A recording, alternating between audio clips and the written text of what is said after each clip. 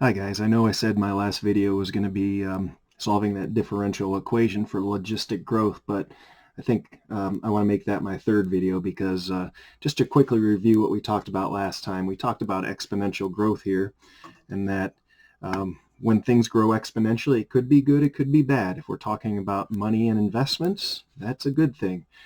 At first, you don't realize anything's happening, and then all of a sudden things take off. Okay, and that's nice when you're thinking about investing for retirement and things like that. But on the other hand, if you're talking about the coronavirus, you know, things, you don't see things much happening yet.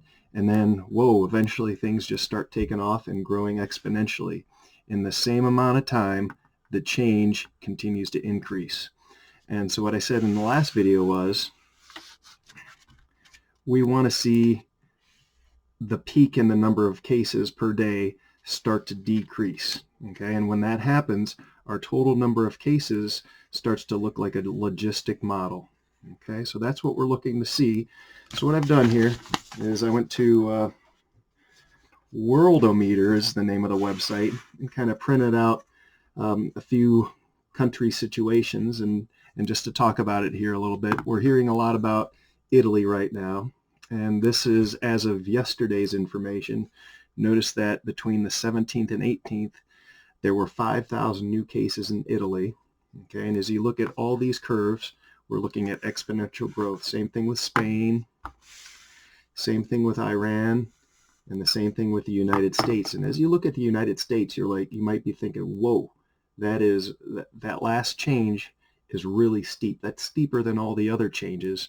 But here's where you have to look into the information a little bit and see that, all right, the scales are different. So in Italy, the top value on the scale is 40,000, with Spain being half that amount, 20,000. Iran, just like Spain, 20,000. And in the United States right now is 10,000. Okay, so the scales are different. So as you look at this, in the last, between the 17th and 18th, there were 5,000 new cases in Italy, 3,000 in Spain. I'm just guessing, I'm eyeballing this, so about 25,000 in Iran, and then 3,000 in the United States. So even though it's ramping up in the United States, it's still not, you hear about Italy a lot, it's still not as bad as what's going on in Italy. Here's what I wanted to show you though. If we look at China, notice what's happening there. There was exponential growth. And the dates are different here for China. This is starting on January 22nd, so a couple months ago. All right, so they've had a longer time to wrap their heads around what's going on here. But notice how the exponential growth is happening.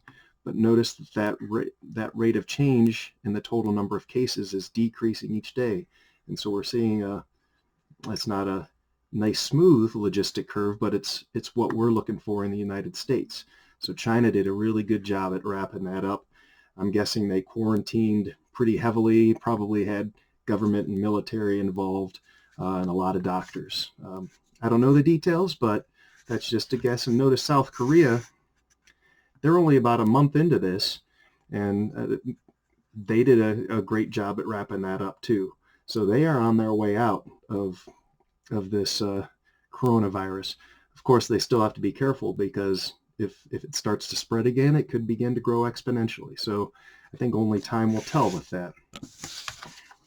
So that's what I wanted to show you guys, and just to show you that eventually, I don't know when it's going to happen, but keep your social distance, because we want that to turn around and the rate of change of the total number of cases each day to slow down, and that'll start doing that.